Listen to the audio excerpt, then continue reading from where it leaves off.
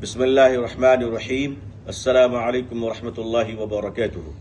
آپ سب جانتے ہیں کہ مرکزی حکومت کی طرف سے ہمارے اوقاف کے خلاف، وقف کے خلاف، وقف کی زمینوں کے خلاف ایک خطرناک اور سیاہ بل لانے کی کوشش کی جا رہی ہے۔ خطرہ ہے کہ وہ بل پارلیمنٹ سے پاس کرا لیے جائیں گے۔ امت مسلمہ کو آل انڈیا مسلم پسند لا بورڈ کے معزز قائدین اور صدر محترم نے آواز دی ہے کہ اس کے خلاف ہم جمہوری دائرے میں، قانون اور دستور کے دائرے میں رہتے ہوئے پرامن احتجاجی دھرنے دیں اور اپنی قوت کا اور اپنے حق کا پورا استعمال کریں۔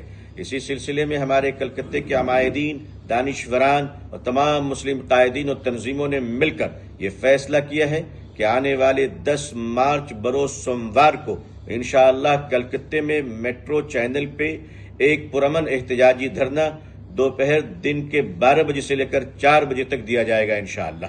اس میں تمام مسلک، تمام مکاتب فکر، تمام پرامن شہری، تمام ہندوستان کے وہ لوگ جو دستور اور جمہوریت کے تحفظ اور آئین کی حفاظت کی دعوت کرتے ہیں اور چاہتے ہیں، ان سب سے پرامن طور پر شرکت کی گزارش ہے۔